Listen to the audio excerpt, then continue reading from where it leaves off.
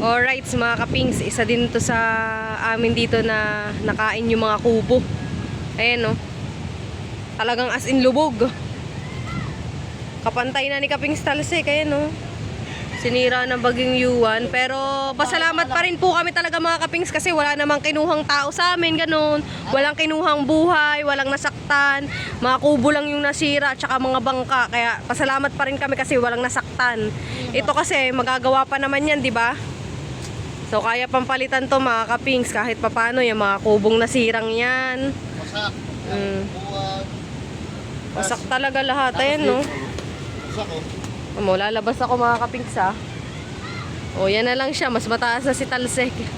Tapos tignan mo to, hindi mo to napansin sigurado. Kaya to, Alin? kaya to, hindi mo nakita. Hindi mo nasabi. Ito ang kubong to. Kaya nga, eh. Oh. Ito yung kubong to na merong ano. Hala, tabi-tabi po. Napansin tira na. Tabi-tabi po. Ano siya? Oh. Ano yan? Ano? Tabi po. Sige, magtabi po ka. Tabi po nun. Huwag mo na hawakan. Ewan ko kung hindi napansin na niyahan nung unang video niya. Hindi ko nga napansin talaga, tabi-tabi po. Ano ba yan? Tabi po. Sorry po. Baka sa sabi na, sabi na, puno sa punso. Ah, okay. Mga ganon. Tabi po. Ayan siya, mga kapings. Tabi po. Tara na. Halika na. Tabi-tabi po. Hindi naman po natin siya ginambala. Wala naman kung ginawa. So, ito, mga kapings. Ayan. Oh, yan ang nangyari. Ito, bagong kubo lang to na kabibili lang siguro nung may-ari. Yan ang itsura. Ayan na siya ngayon. Hindi pa lang nababarnisan. Hindi pa, pababarnisan pa lang siguro. Pero yan agad ang sinapit ng resort na are. Grabe, mga kapings, hindi ko to napansin. Ngayon lang. Hindi napansin niyo. Sabi po, kakilabot naman yung sik pinakita mo. Dapat hindi mo na pinakita sa akin. Siyempre, ano yun? Baka... ay, nabutan din. Oo. Ito siya, oh. Tabi-tabi po. Yan. Ito pa. Yun, oh. Bumagsak na, oh. Gumuho na. Ito yung dating kubo ni na Tita Martes. Sino na ba nagbabantay nito ngayon? Iba na, iba. Ayan na siya, oh. Ay, bukas pala. Tabi-tabi po. Grabe, napabayaan na din. Tabi-tabi po. Ayan, no. Wala na. Ito, bahay ni Nanay Sara. Yung dating bahay ni Nakabugay. Ni Nati Badet.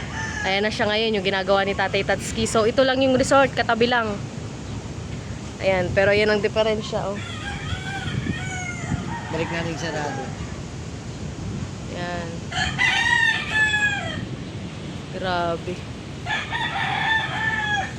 Tayong basura tuloy. Ito kay naparin do. Isa, tagtagang isang ano, isang bakod. Ito nga natagtag. Ito kanina puno yan ng basura, so nakalaykay na siguro ni paring do. Yan. Ay, Buti na ilikas agad ni paring do mga manok. tingnan mo naman, red. Oh. Yan ang itsura, oh. Grabe. Yung bangka nga daw, mga kaping, si Kuya Hino, nabagsakan. Nabagsakan ng talisay kanina. Grabe din ang naging epekto talaga. Kasi parang dumataas, putol eh. Nasaan? Na nakalagay? Tapos, mga kapings, yung rep na to, saan nga ba ito nakalagay, Sek? Na, Doon, sa unahan doon. Ba't napunta dito? Pumasok. Sobrang lakas. Yan. Grabe yan ang mga basura, oh. Kapal. Ito yung bangka ni Kuya Hino, nabagsakan ng talisay. Sinaparin dodo, nag-aasikaso. Tinaw ba naman naging itsura ng kubo? Hindi naman magiging ni-expect na ganare. Kay Maring Frozen tong vlog eh. Panoorin nyo din kay Maring Frozen. Diyos ko. Buti ito hindi masyadong naano ng hangin. Safe pa din. Ito pa, sina Chong Luis, pinasok din ng dagat. Kaya medyo stress din sila talaga kagabi. Yan, oh, may mga bangka pa rin dito. Nakasalansa na din. Doon talaga sa amin eh, lapit na. Lalo na sa kubo ni Konsehal Lando. Parang ang masyadong napunteriya, kubo ni Konselan doon, ano? Wasak talaga. Para as in wasak. Luis. Ayun. Sirado na. Tira, wasak. Grabe ko, pinsala ng bagyong buwan na yan. Yuan. Uwan. Hindi Juan. Uwan. Nabilis ko lang yung Buti pa si Kung Pumaster, oh, nakalinis na. Kanina, daming basura yan. Pero ngayon, di mo makausap. si George ang iniligtas yung kanyang anak. Anak niya yung niligtas. Balangan. Alangan naman, ano, George? Pag dirigtas mo kubo, Nagusong ka ba kagabi? ha? Nagusong ka kagabi? Ay, oo.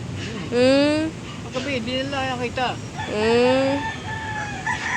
Pag iligtas mo ang kubo, Pati lahat ang kanya, dirigtas mo. Oo nga naman, oo nga naman. Gayon. Tapos, si Kung Pumaster, hindi na makakausap sa pagod. Diyos ko po. Baka naman makakatip sa inyo dyan si Kung Pumaster. Ay, talaga namang napakasipag eh. dahil si Kaipik. Yan. Ayan, si Kuya ano, si Kuya Ubet kagabi. Bibili muna ng talong. For dausong din yung kagabi. Inabot ka na ng talong doon. Itong talong, binisang bagungaw. Wow, kumain ka na ba? Ah, Pag buti naman. pinabayaan mo ang kati. Nakakausap pa, nakakausap pa. Usap na. Hello, girl.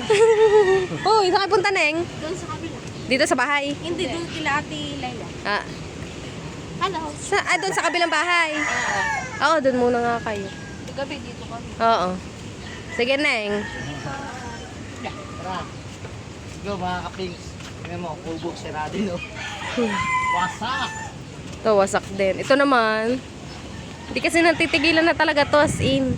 Kaya yan inawasak. Hindi yan kagaya ng iba na talagang sinira ng bagyo. O, yan, nakalinis-linis na kahit paano sa mga nanay. O. Nakalaykay na. Kanina ang kapal. Puro putik, basura. Si Boss Tayo din na nga na ganun yan. Si Kung Pumaster. Yan, malinis. Dito, maliwalas na. Yun. Kaso nga lang, uminit kami dito mga kapings na wala na yung puno ng talisay ang aming lilo. Okay, bilad! Nabasa ba yan, kuya? Umaliwalas tuloy dyan. Parang lumuwag. Oh, maliwa. Ay, nabasa nga.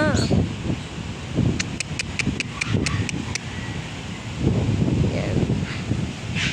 Malapit na ng dagat mga kapings. Konting lakad na laang. Dati samantalang nandito kami. Pagkakalayo ng dagat. So, tara, let's eat. I'm hungry na. I'm hungry. Talo na lang Are you tayo. hungry? Talo na lang tayo. Antayin kita dito. Yan. Dito. Saan ba tayo kakain? Diyan na? Oh, sige. Ito mamaya, makakalaykay.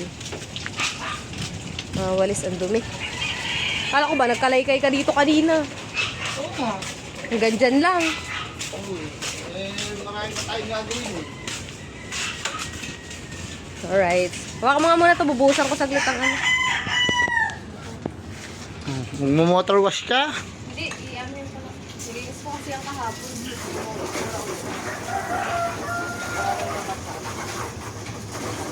Puro ano eh. Puro basura rin eh.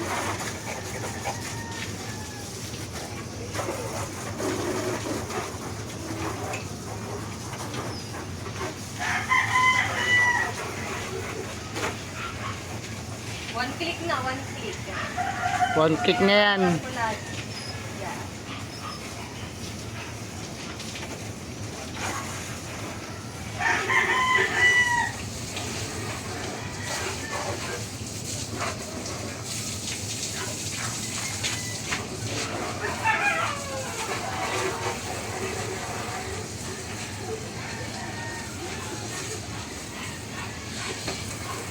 Malinis lang natin kahapon, dumi na. Malibasan dami basura kagabi. Ang mga basura ng dagat kagabi, abot dito. Kasi dati mga pingsan, talbukan talaga ng dagat dito sa harapan ni Natalseng. Ito, puro basura to. Kasi nga, ganyan lang sinapit natin, nagaya ng dati. Takliban muna natin gawa ng meow, meow, meow, meow. Kagamit ng upuan. Tara, let's eat. Alright, mga kaping, so magla-lunch muna kami ni Kaping Stalseg.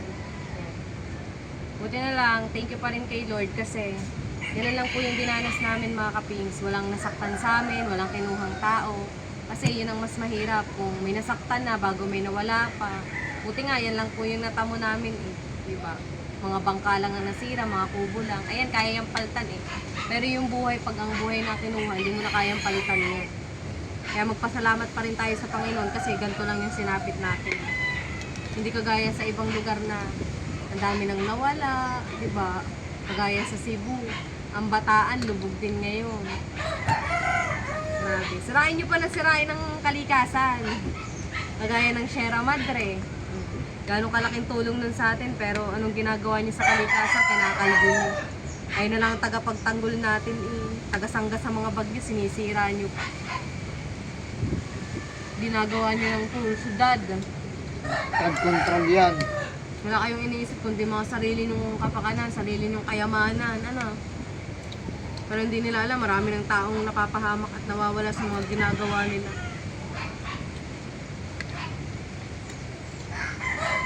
Pero yun, puro tama nga yung sinasabi ng matatanda sa atin. Yung after 10 years, yun di ba kinukwento ni Consel Vicky? Sabi ng ibang matatanda na after 10 years, babalik talaga yung dagat sa dati, no? Kasi makapix yung dagat talaga dati. Kaya ang talbukan, no, dyan kay Villegas ang alon. Tapos yung pinakapisak dito kay Natalisek, ano? Mismo, dyan mismo sa may pinto.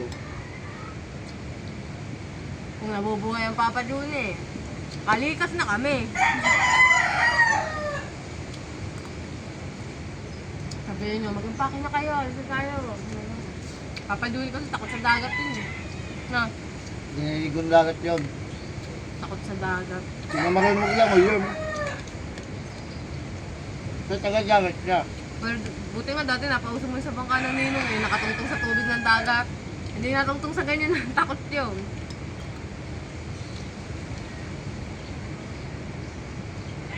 Pero grabe yung mga nasiraan ng bangka. Malaki din hong gasto sa pag nasiraan ka ng bangka. Ayun, si Consolan, doon kakapagawa lang ho ng kubo. Sa unahan, ano? Guluin mo sila agad. Magalaw na pala. Tapos yung tubig dun sa ano, ng dagat, pumasok sa, yun, sa bahay bakasyon na ni Konsehalan daw. Kaya sabi ko, hindi alam ni Sheila kung alin ang umpisahan doon. Mga basang-basa. Andun yung mga yung kagabi, matalay na. Ay ko, natinik ako. Ano yung tubig. Ulam namin guys, ano? Gatang tulingan. Tangat yan kahapon, pinangat. Boss ngayon, nilagyan ng ginataang tulingan, nilagyan ng gata. Kain! Tumpo master! Napakasarap. Pagod na, kway tayo. Dami nilinis.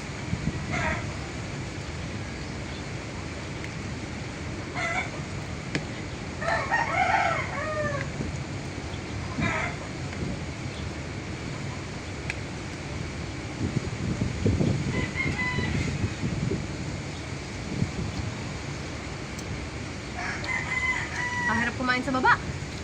Nakalakas ang hangin. Ganda ka. Ang kinakain mo, tagas buhangin na, sasalam pa rin pa. Ako kanina, tagas buhangin ang mukha ko. Ay, nakatulog naman ako kanina. Ako din, nakaidlip. Aga ba naman natin nagising, bago wala po masyadong tulog.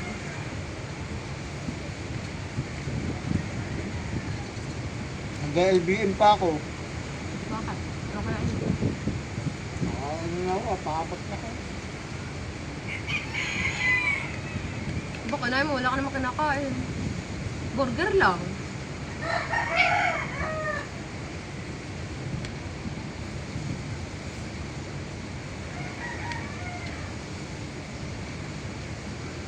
Wala na lang ako.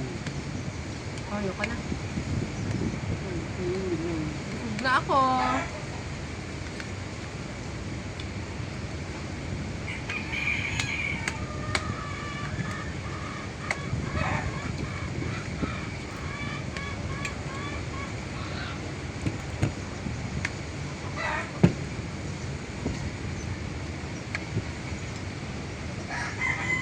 Buti na lang, hindi nag-brown out magdamag kagabi, no? Donut mo saglit lang. Hindi, kanina. Hindi, pati kagabi. Hmm? Ayaw nga, bigla naman tayo. Nagulat pa nga ako. Pabiling ba naman? Kaya. Kain tayo.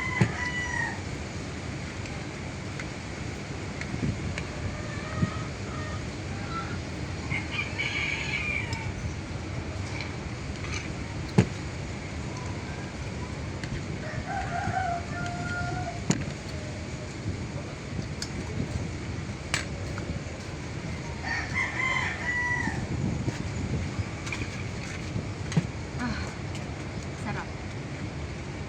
Sarap ng ginataang tulingan ng mama. Yan, pusa, nakabaang, pakain mo.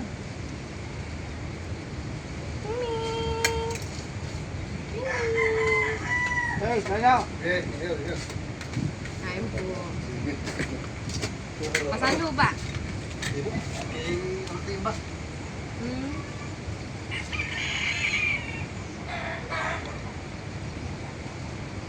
So, buti na wala yung ano, yung tin. Thank you, Lord. Wala. Dapat, tubig pa ako. Hindi pa nga.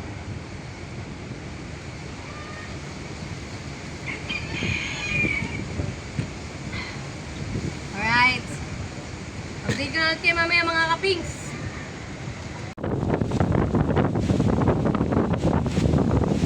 Grabe mga kapings, sobrang lapit na po ng dagat sa amin. Sobrang lakas pa rin po ng hangin. Ayan. Kaya ngayon yung mga bangka kanina, kung mapapansin nyo, ay nandidini pa. Ngayon wala na po lahat, nandoon na. Inalis na po ang mga katek, batangan. Ayan, pinagsalansan na lang doon ho ng isang pisa para kung sakali man ay malayo-layo. Kasi di ba yan ang kubo ng mga Ninong Jeff na tinatambayan namin. Ngayon ito na siya mga kapit sa dagat lang. Ayan lang. Sobrang lapit na.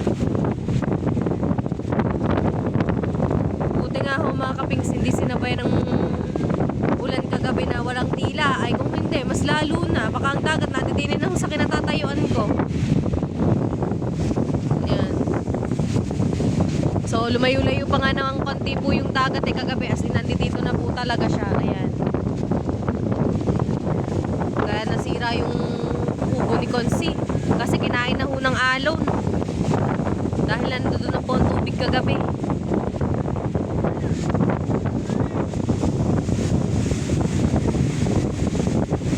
Ari nawa mga kapings ay kumalma ng dagat para man makapaghanap buhay ng mga taga-Bukana. Diyos ko.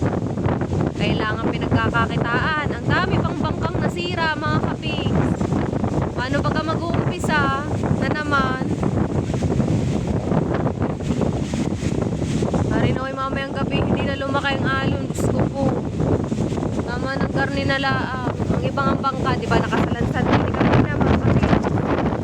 Wala po din pumayag. Pinasok na po dun sa loob. Buti pumayag ang may-ari ni Paseo na pwedeng ipasok doon ng mga bangka. So mainit naman na siya mga kapings. Kaso nga lang po, sobrang lakas po ng hangin. Sobrang laki ng alon.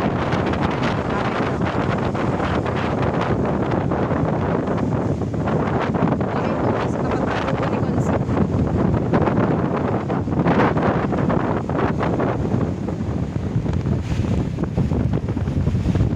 Alright mga kapig, so ito yung tinatambayan ng mga timpatay na kahoy. Yan yung kapig salsik. So as of now, ito na yung tsura niya ngayon. Ayan, ayan ang dagat mga kapig.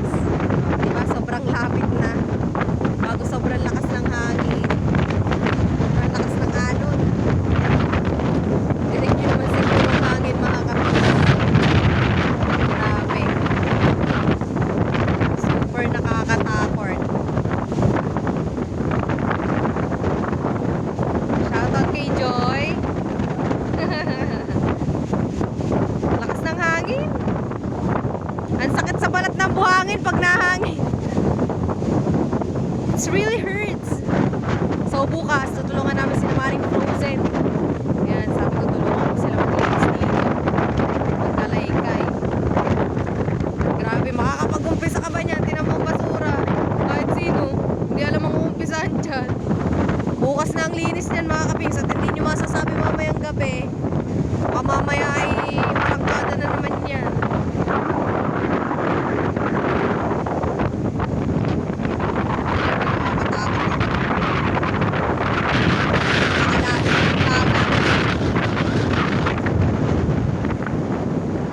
Dati sobrang layo niya. Layo pa na lalakarin mo bago ka makarating. Ngayon, ayan na lang oh. Konting lakad na, ayan na. Front beach as in.